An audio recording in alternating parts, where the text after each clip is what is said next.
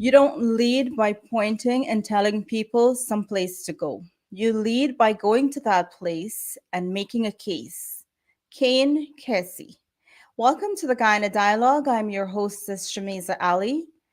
Good evening to everyone joining us on Facebook and YouTube. Hoping everyone is having a productive week. Our topic tonight is update on skills training, labor needs, trade union relations, review of retirement age, inflation, and prospect of wage increase. The Guyana Dialogue is being sponsored by a coordinating council of Guyanese based in the US, UK, Canada, Guyana, and the Caribbean. Funding support is by well-known philanthropist Dave Narayan from Dave West Indian Imports. Please welcome my moderators for tonight, Dr. Tara Singh, and our panelists are Dr. Ganga Ramdas and Mr. Shrad Kublal. Thank you. Thank you. The dream of serving his country became a reality after he graduated from the Morse School of Business, Hartford, Connecticut, USA, in information technology. Between the years 1990 to 1994, he served as a supervisor and later elevated to manager as an IT specialist at the Guyana Elections Commission. His desire to serve his country did not end in serving as an IT specialist. However, in 1998, Mr. Hamilton joined the National Assembly as a member of parliament, and in 2001, he served as a councillor for the Regional Democratic Council, Region 4. During the years 2011 to 2015, Mr. Hamilton served as a parliamentary secretary. Today, he is once again representing the people as member of the National Assembly in the capacity as Guyana's Minister of Labor. Minister Hamilton is a true stalwart and a public servant to the nation of Guyana and lives by the mantra, "Don't complain." Please welcome the Honorable Joseph Hamilton. Okay, thank you very much for having me here tonight so that we can continue a conversation we started some time ago. And I'm always delighted to speak on these programs. Good night to your viewers and good night to everyone. Good night. Pleasure having you here, Dr. Tara. Thank you very much, Minister. No, I made a request to you very late because we were hoping to have Minister of Parliamentary Affairs, Ms. Gail Texera, but she had to be in The Hague with the World Cup, with the World Court hearing of the Guyana territorial dispute. So we thank you very much. Tonight, we want to discuss with you, the government just announced an increase in wages. So if you can talk a little about that. In view of the fact that inflation is 5.8% in Guyana, and they've announced if that, how you feel about that quantum of increase, first of all, across the board. Well, the thing is, I think all the public servants who will be affected positively will be delighted. And you would note that the president went on to say that next week or in 2 weeks' time, he will come back with added announcement to deal with some special categories of public servants. And so it is always a good thing for government to recognize the workers and their plight and their struggle. And I mean, the 8%, if you take it on its own, you would not recognize what has been happening. There are many interventions that have happened since we were in government a little over 2 years. And the president outlined many of those interventions that we have put in place to help to deal with the effects of workers and the inflation that you just mentioned about. And this will continue. So it's not a one-off matter. and we have not dealt with the matters regarding workers' welfare as a one-off matter.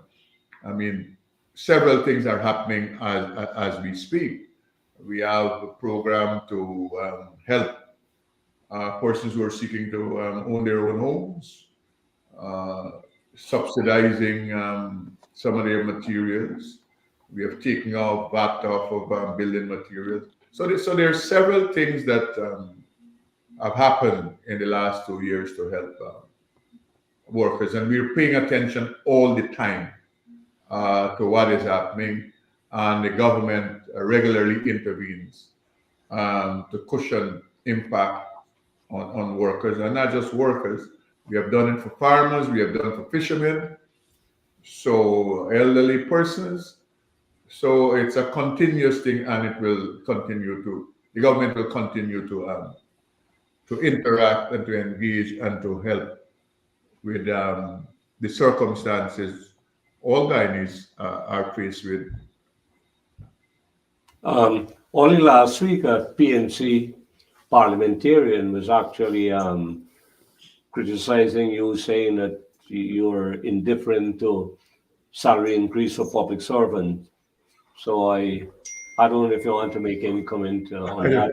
I don't know the parliament. I am indifferent. The thing is, now, just the other day, speaking on a program, I indicated that the opposition leader who these parliamentarians, they take their cue from, I see him, now as what I call a walking garbage bin, because every time he speaks is nonsense, nothing that makes sense. And all the member parliaments and the governments on the opposition side, they bring nothing to the table, and that is what is sad. I say this. I'm a member of the National Assembly since 1998. And the worst crop of politicians, the worst crop of MPs on either side. And I have served as opposition MP, I have served as government MP, I have served as a member of parliament representing the People's National Congress, and also a member of parliament representing the PPP. So I'm one of the politicians that know it from all sides. And therefore, I'm saying that to say that the worst set of member of parliaments ever from any political party is what the PNC, AP, and UFC, they have presented and put in the National Assembly. What is sad with all of this is that you would think that the young people, they will have new thinking, and they will be able to contribute to the debate of national development. But in large measure, they are wilder than the ones who are matured, and it's a real tragedy. And so we as government, we have to be government and opposition. I mean, we have to keep our own self in check, which is a struggle, because there is nothing on the other side who could properly call you to book to say, that you're not doing what you're supposed to do. You're not doing what the government committed to do. So for someone to say, I'm indifferent, there is no comment, no statement I have ever made that anyone can point to where I can be considered indifferent to workers and their welfare. I have gone beyond that. I see workers' welfare as not just what type of salary they will get. Important to everything is the protection of workers, the whole issue of safety and health. Because I argue this case.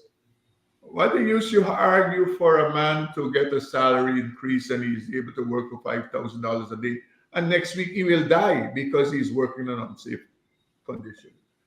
So for me, the issue of workers' representation is wider than just screaming about salary increases. The issue about their upliftment, their upgrade as regards educational opportunities, paying for those things for them in their profession, and I've done that right through the last 2 years as minister, where many of the staff, they have been exposed to international training and accreditation and all that kind of thing. So workers' welfare is not just the percent of salary increases. And that is the limited view of the labor leaders. They just see it as the salary increases. As I've said, it has to do with their the whole issue of their protection as regards safe work and their upgrade, sponsoring them via scholarships and all the other things for them to develop. Right. The 8% increase that your government is giving across board, that would mean the disparity between the minimum wage and the private sector will widen, because the private sector, their minimum wage now is 60,147. And now with this increase, the public sector minimum was 74,500. So that will widen the gap. If you could just bear with once, can you put on that chart? Just have a look at this chart, Minister. I don't know if you can see it. Yes, I'm seeing, and I'm saying yes, it would. The left is the private sector. The right is the public sector. Yes. And we have the years 2013, 2017, and 2022. But just to make this point, whilst we look at the graph, the private sector, they have said to me that the whole issue about the minimum wage increase at the time would have only affected 10% of people who worked in the private sector.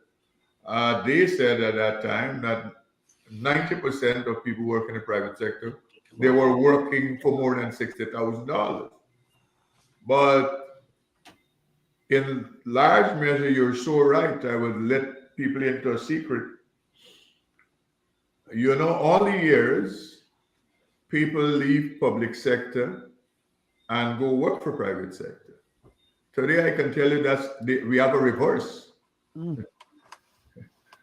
We have a reverse, I can tell you. And the fact that the government minimum wage before this announcement was $75,000, $74,900. And then it will move now at 8% to that.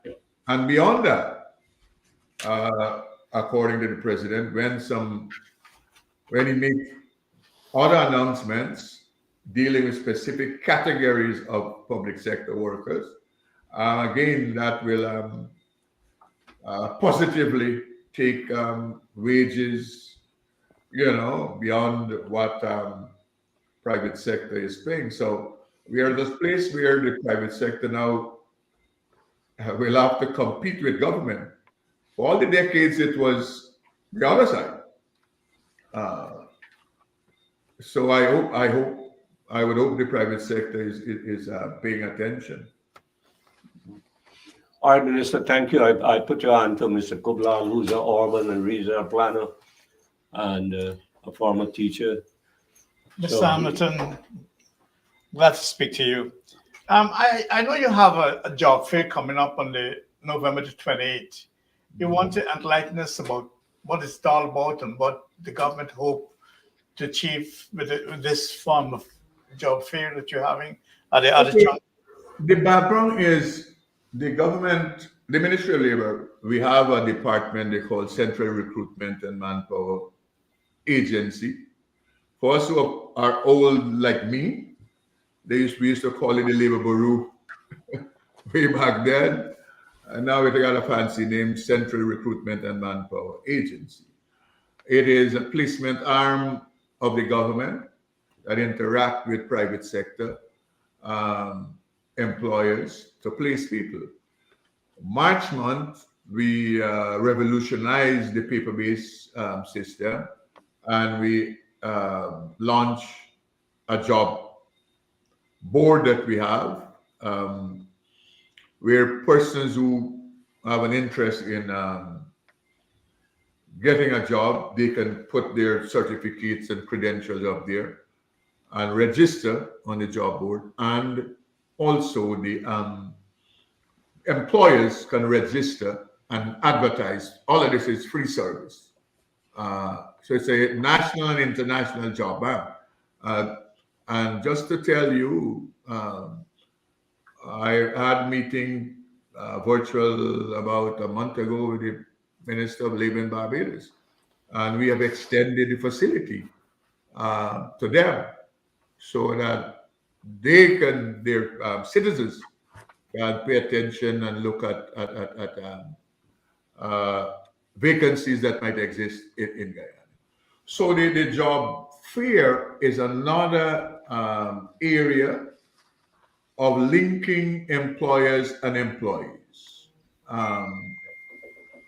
And to get an understanding as to what is happening out there, and for persons who might not have access and internet access and all of those things, they will have this job fair where they can go and interact with companies.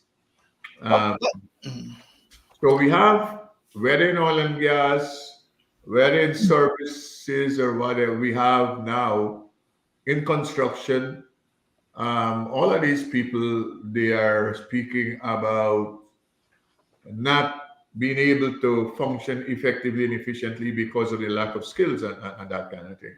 So it is, we're trying to create this meeting place where employers and potential employees, they can reach. And that is the intention. And we hope to, this will be, it is set up in a different way based on what the director, the head of the department said, where you will have companies that are coming will come there with intention to recruit people on the spot, to do interviews and all of those things, and to offer jobs to people. So it's not the normal job fair where you just walk through and browse. This is a job fair that on the spot, people can be hired who have the necessary qualifications for specific job advertised by employers at the job fair. The venue for this job fair, it looked very lucrative. It's only Region 4. What happened with Region 5, 6, Region 3, Region 2? Are you going to spell it out eventually? Yes, everything has a start. The same way how we have extended services via the Ministry of Labor sub-offices, we will do that. And just to say to you that we have been doing that, not via job fair. Every activity that regions they have, in all the regions, we have our labor booth. With the Central Recruitment and Manpower Agency, we have the Ministry of Labor booth there, whether the Expo in Berbice, in Essequibo, wherever, where we do recruiting of persons for employers. But the question you asked specifically is job fair in other regions. Job fair in other regions, yes, we plan to do that. I see. Another question I have is that this Board of Industrial Training that you've embarked on, would you like to comment a little more about that for our viewers? Well, the Board of Industrial Training specific purpose, just to make the point, it exists since 1910. So the Board of Industrial Training is 112 years old. It was established under the colonial masters specifically to train young boys in technical skills. That is what it is. Since I am minister, that has been expanded beyond that because the issue of a woman being trained in technical skills that they did not participate in, the issue about retirees what do we do with them, reskilling them to go back into the world of work, into the job market, and expanding it to reach into riverine and hinterland communities. As I speak to you, over the last 2 years, 26% of the training of persons that we have done were in hinterland and riverine communities that never had access to that type of training. Added to that, about 50% of the persons we have trained over the 2 years are females. Right now, as I speak to you, we're running several programs, and I specifically in Region 10, we have a heavy duty equipment operator training program, 40 persons being trained. Half of those are females. Welding and fabrication program we're doing jointly with some of our people who collaborate with us, companies. Half of those persons who are doing welding and fabrication are female. So we have been able to influence females to participate in training of what we call hard skills, and so they are responding to the call, and we are grateful and we are thankful. So when I became minister, I was told that under the previous government, average amount of persons they trained for that period was between 1,300 to 1,500 persons, because it was more a coastal kind of training apparatus. The hinterland was not featured in the training. But just to say to you, in 2 years, we moved that 1,500 persons per year, and in 2 years we have trained 7,500 persons through the length and breadth of Guyana. And right now, within the training programs, we have a special project that is focused on Region 2, 5, 6, and 10 to train rapidly persons in about 6 skill areas that are very much lacking, technical areas, and our interaction or intervention with other partners, people in oil and gas, they have indicated they're having difficulty. We are moving now to start, and I have already had conversations with companies that are in oil and gas to do apprenticeship programs with them. So it is training, retraining, certification, and accreditation. Just this afternoon, for that matter, today, I had 2 meetings with one company out of the tri-state area and one out of Louisiana, who, in the Louisiana company, we have a memorandum of agreement with, who will work with us to ensure that the persons who are trained in welding and fabrication are accredited by the American Welding and Fabrication established. So it is not just training, it is certification and accreditation in all the areas. And we have had persons trained who are now ISO certified 45001 lead auditors. So several things are happening, and we will continue that. And we are grateful to our partners who are supporting our effort. Yes, I need to follow up on that quickly. These people who are trained, are they employed? Do they go into the labor market right away? Well, we do job placement, as I said, utilizing the CRMA, and we do the tracking and tracing of persons who we are training. So yes, many have already gotten employment with a new skill. that they have acquired, and many of we were able to move them from what you call in America the dead end jobs that they just went into because they needed to feed themselves when they left school. All right. And we also have evening programs utilizing all the technical institutes we have, except for GTI. We have evening programs that we do utilizing those facilities in the Essequibo, in Berbice, even at the Gaisuko Training Center as I speak to you. We have programmed together with them. We're training 124 persons who will be graduating before the end of the year. Just one final clarification. Technical and vocational education and training, TVET, how is that related to the Board of Industrial Training? Well, we work together just to say that because the TVET Council, they are the shepherd to this Caribbean TVET. So there's that relationship. And now we are having conversations whereby the training will have to conform to the CTVET standard. So you have to now remodel classrooms and all of those things to be able to reach the standard at the level of the training. So all of those things are happening at the same time.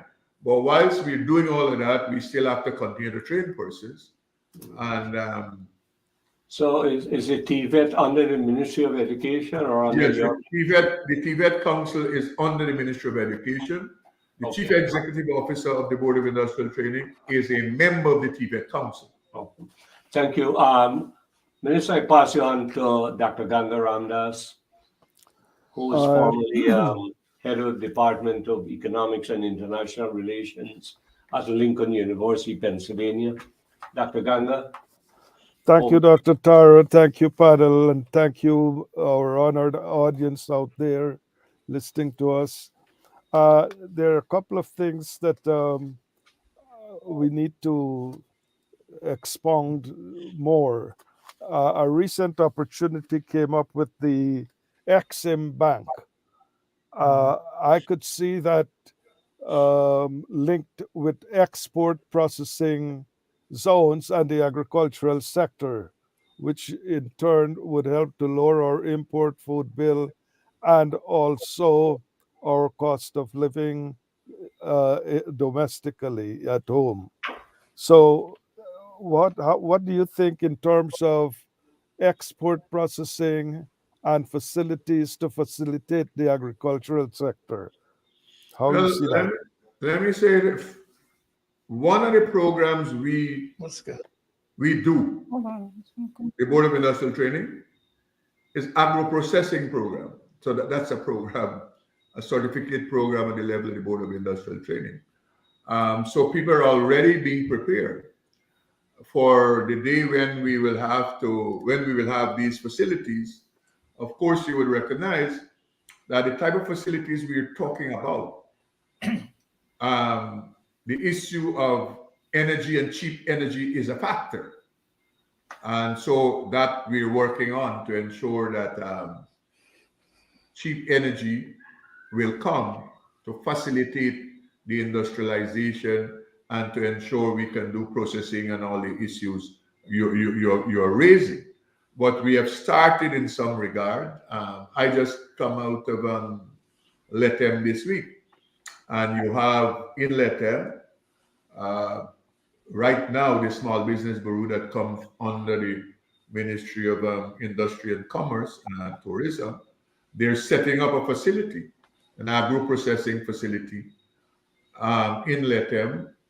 One is set up already in Carassavai and in the Deep South Rupununi also. So already the agro-processing is happening, both from the side of downstream production and on the side of food security for the communities.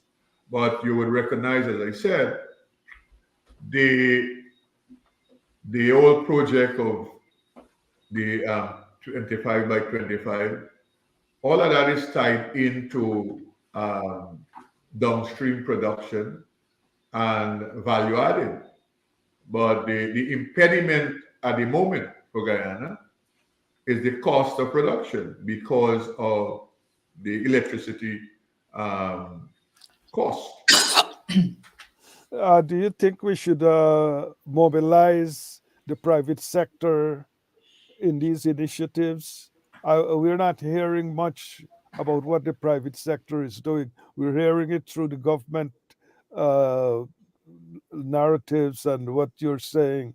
But the private sector needs to have some way of informing the public so the public is aware of opportunities.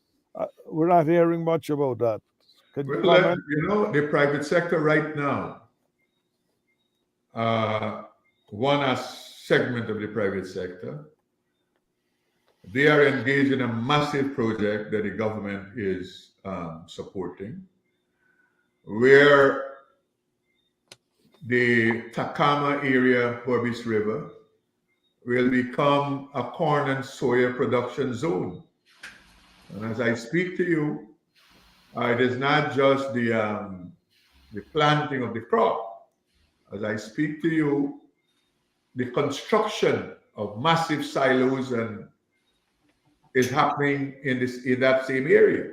And that is a private sector program supported by the government. The whole intention is to ensure that we can produce our own poultry feed. And so that's a major private sector initiative. You would know that just 2 days ago, the president spoke to this matter at a private sector function, making the point that, in his opinion, the private sector is not snatching up the opportunities that are presented to them, and all of these international companies and government delegation, whether from the Middle East or wherever, that they have come to Guyana. But what was lacking is major projects.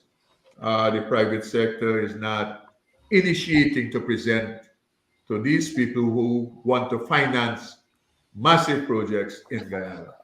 I suppose now the private sector is recognizing, and just like how several private sector entities that are in poultry production and in poultry, they were able to come together to form a conglomerate. We would hope that the private sector um, move beyond the family-owned company. I think the issue in Guyana is where uh, most, if not all, of the big companies are family-owned companies, and for whatever reason, there is some apprehension stepping out. But the president is making the point, the government is making the point to them, that you can only compete if you step out. And if you have to form large conglomerates to compete with what is coming. Because we have in Guyana a delegation from Louisiana is here making pitch. 2 days ago, we had a UK delegation here. We have had other delegations of business people coming from the United States and all from the Arab countries. They have come together. So the private sector, unless they, in my view, and the government view, they have to merge their resources to be able to compete against the massive companies and with the type of finance that will come to Guyana and that are coming to Guyana, and that they have an interest in financing projects in Guyana. Do you So think yes, you're right, as indicated, that they need to be more robust, more proactive. They need to go behind these things in a more forthright manner.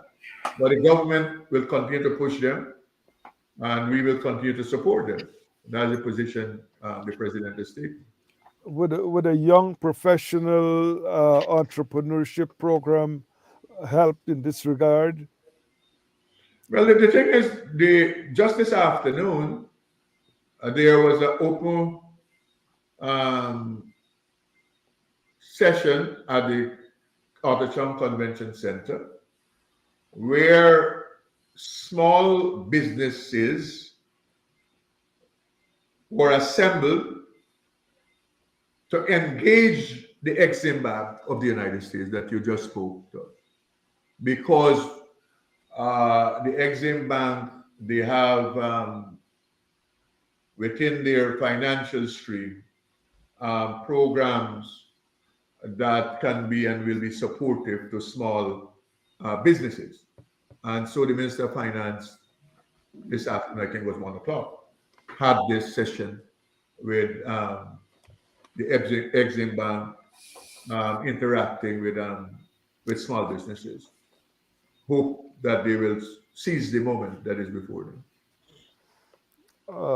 At some point, we're going to address cost of living.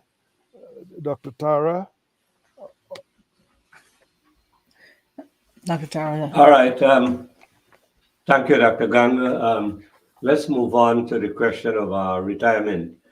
Minister, as you might know, there is in the public domain or social media a lot of discussion about retirement because the Commission of Inquiry into the Conditions of Public Service, I believe, was 2016, where they recommended, among other things, that people should retire in the public service at 65, giving them the option to either retire at 60 or at 65 or any time between 60 and 65. Now, just have a look at this chart before we continue the conversation.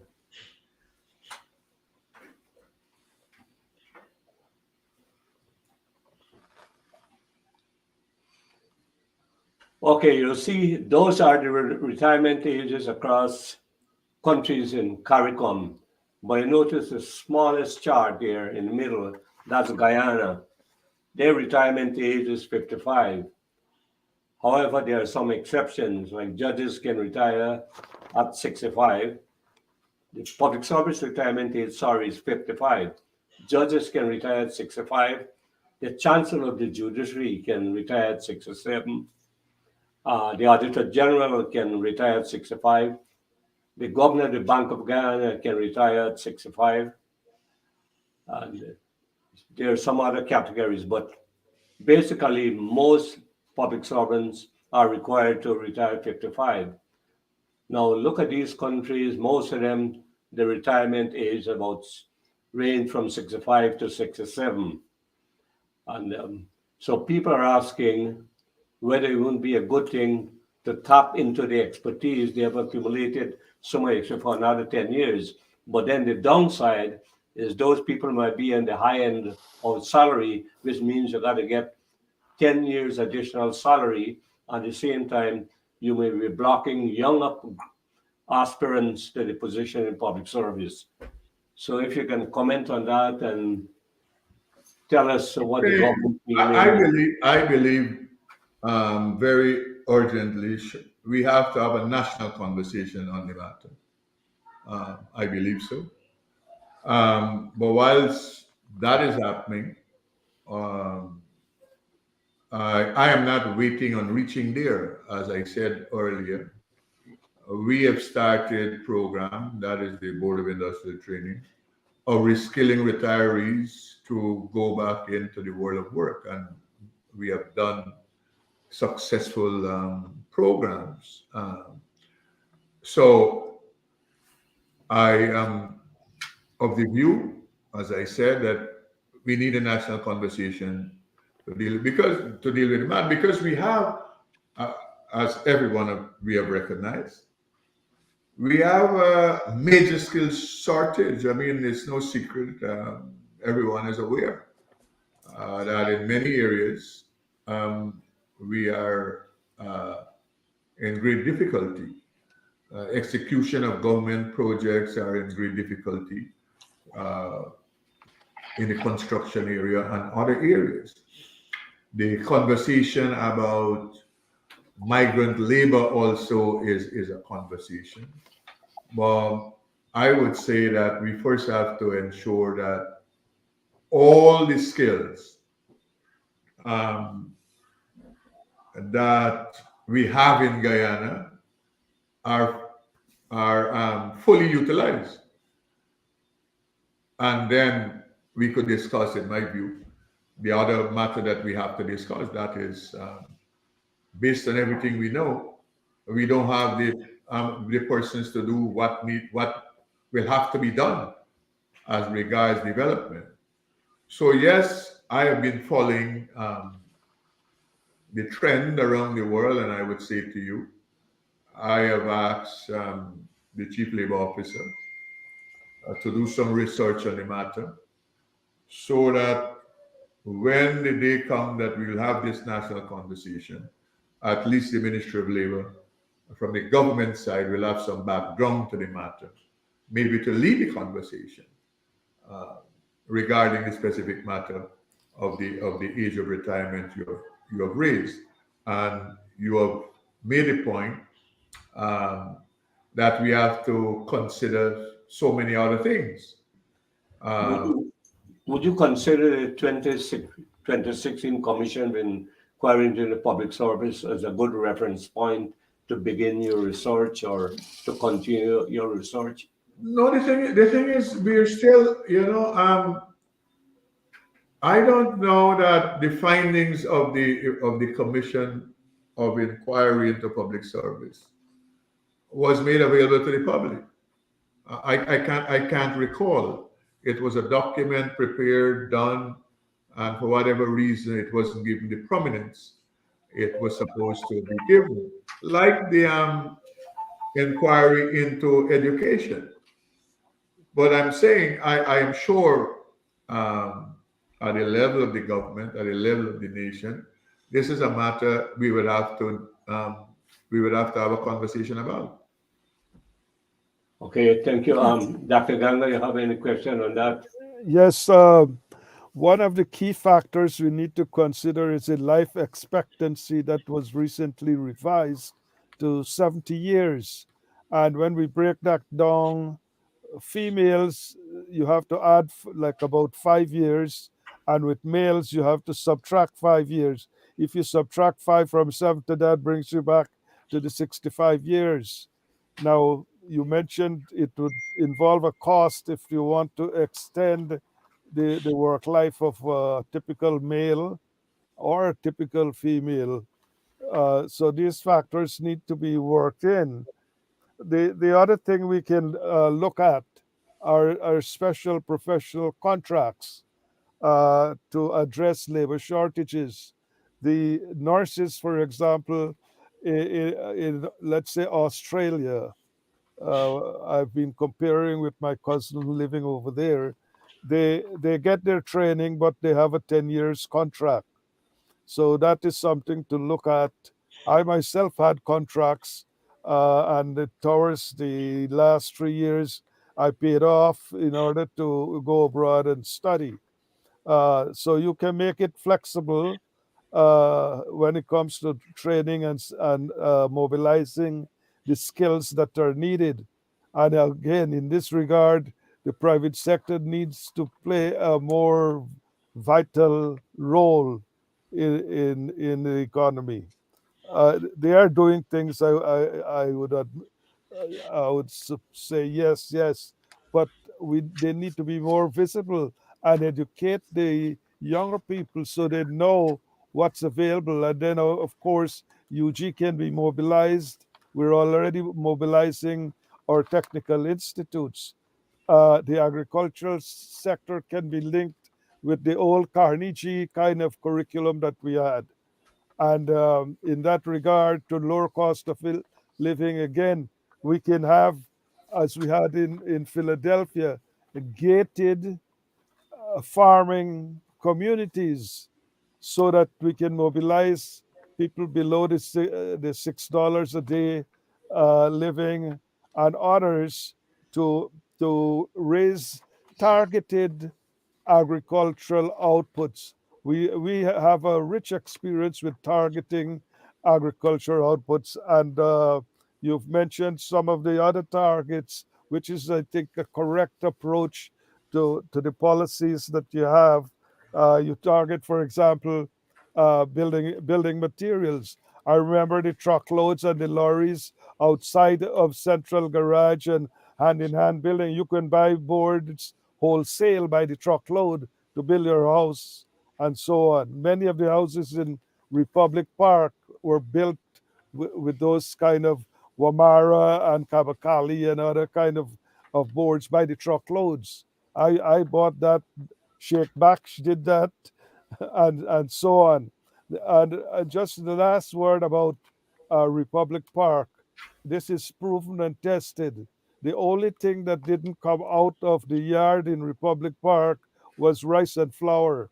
All the other edibles were grown in boxes, including 30 eggs a day. After I saw Mr. Rogers from GEC or Telecoms, his hens were grazing in the yard.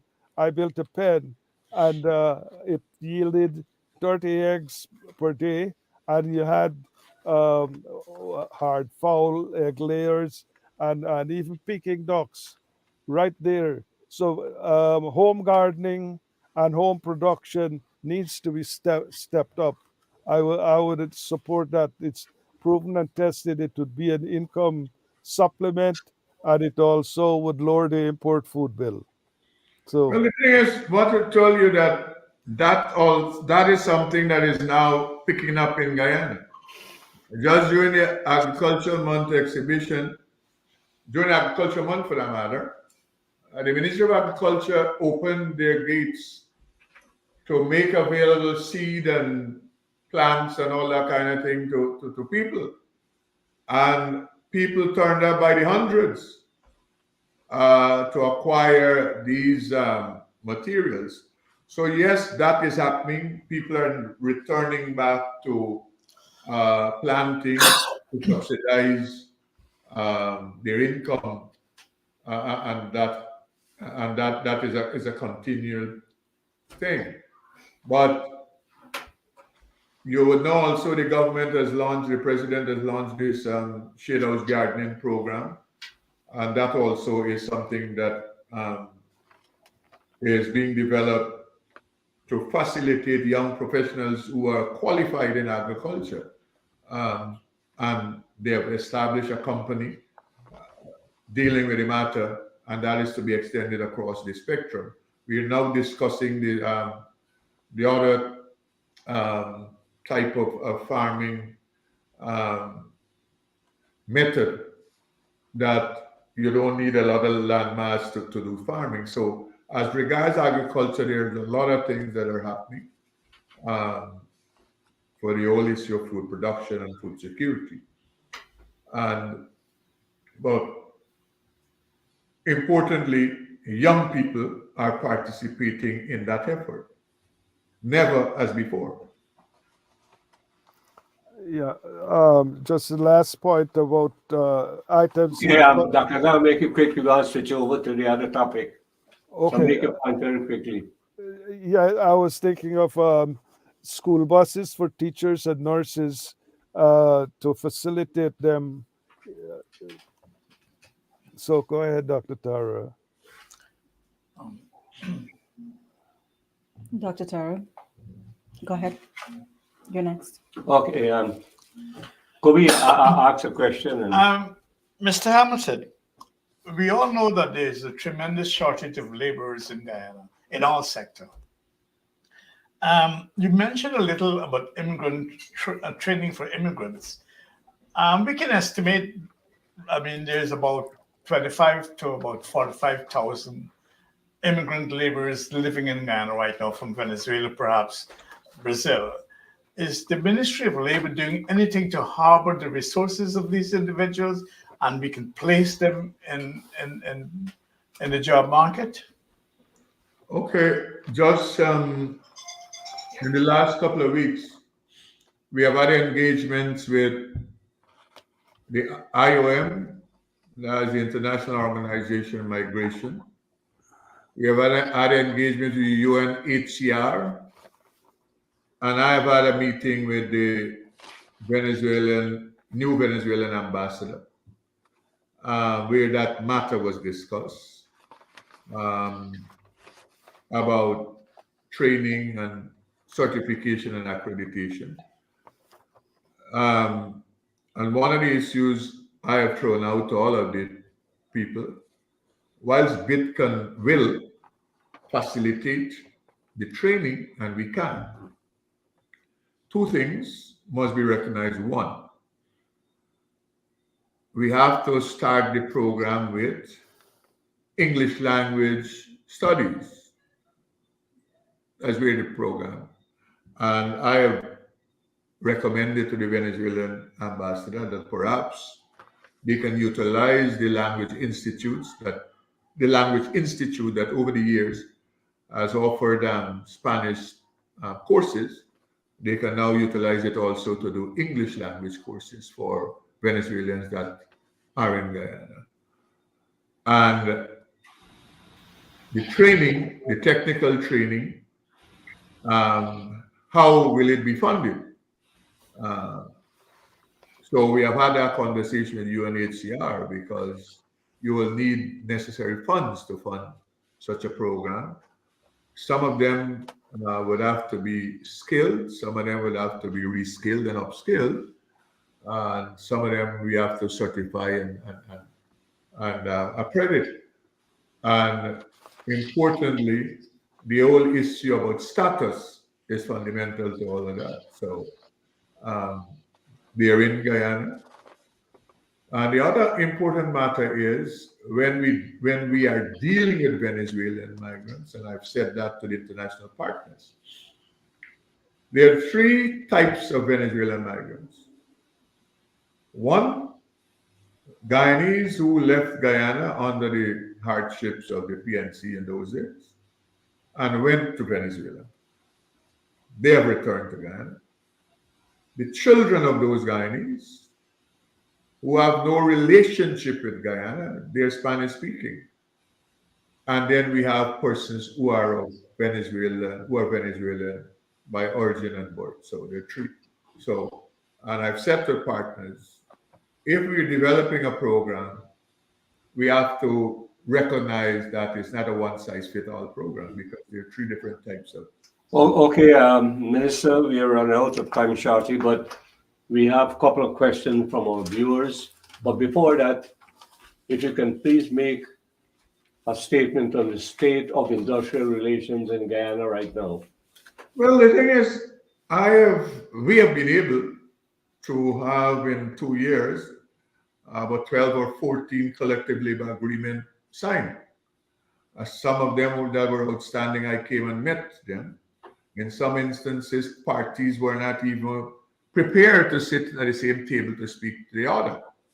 And we have ensured that those things now, they have been concluded. GT&T and the union, they have been squabbling for years. They have concluded a collective labor agreement. So in the period 2 years, there's about 14 collective labor agreements we have been able to. As regards, you would note, you have not had many sit out and strikes and all the other issues, because we continue, the Ministry of Labor continue to engage parties to find resolution to matter. And we will continue to do that. I would say this, at the level of labor leaders, there are a couple of things. The last time I spoke to the matter, I was told I was chastising labor leaders, but I'm just stating a fact. One, they are not making way at all for young people to participate in industrial relations leadership. All of these guys are dinosaurs that are sitting there across the spectrum. Two, no opening for females to participate in the leadership of industrial relations. And thirdly, the prominent labor leaders, most of them are primitive types. They have no understanding of the changes that have happened as regards labor relations. And so they continue to, they think the only way you can get your way is to wrestle and fight. And I continue to make the point to them that they have to find a different way that is more sophisticated to engage. And they will get better outcomes from the people they're engaging. All right, thank you, Minister.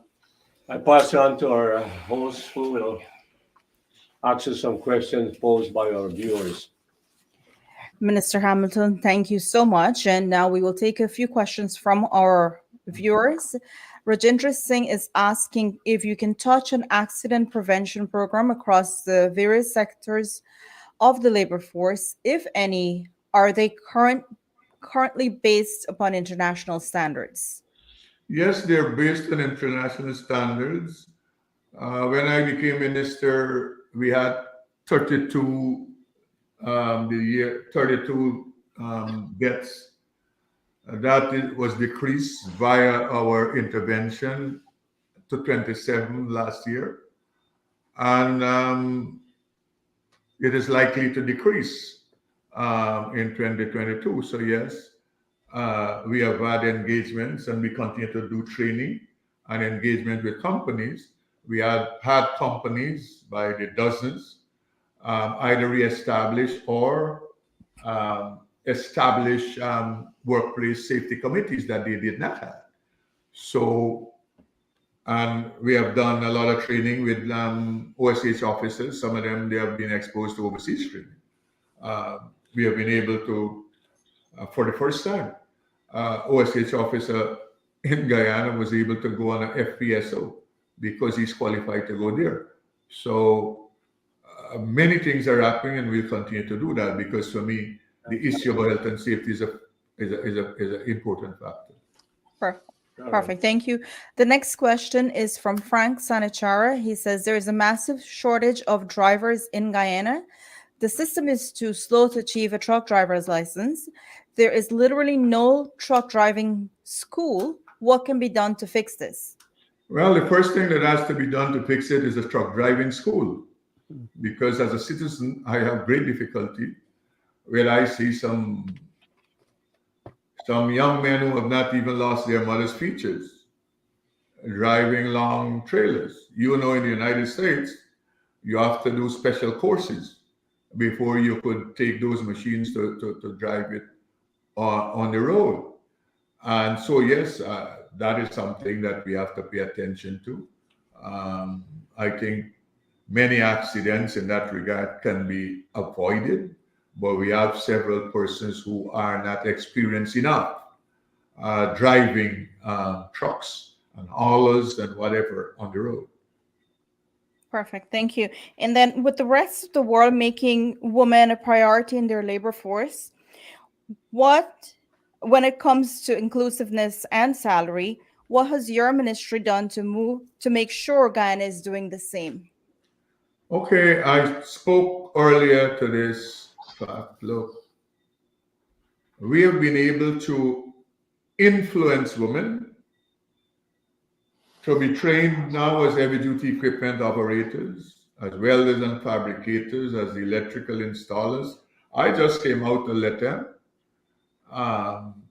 where some 43 women were trained as solar panel PV technician, and the week before, another 37 were trained and graduated in Bartica, and a program being run by GEA, Guyana Energy Agency, is supported financially by IDB, that we are doing the training as a program to train 200 females in that one skill set. And I said earlier that in the last 2 years, of the 7,500 persons we have trained, half of those persons or thereabout are females. Very good. Thank you very much. We will now ask you for your closing remarks. Okay, I say thank you very much for having me so that we can have a conversation. I'm always delighted to do that so people can have an understanding as to what we are doing in the Ministry of Labor. And I always say to people, when they make their seek to make their judgment on the Ministry of Labor or the minister, they must always recognize where we're coming from. We're coming from no labor ministry for 5 years under the previous government. We committed to the Guyanese people. We will reestablish the Ministry of Labor. We did that. A minister was appointed, and we have had to build structures and at the same time give service. And we will continue to do that in all respects, whether labor relations, whether occupation safety and health, whether access to employment and training. Those things we will continue to do. Perfect. I want to thank all of our viewers for being here this evening, also our panel and our moderator. Thank you so much. Until next time, this is the Guyana Dialogue. Have a pleasant evening, everyone. Thank you very much, you very Minister. Thank you very much. Dr. Ganga, thank you. Thank you.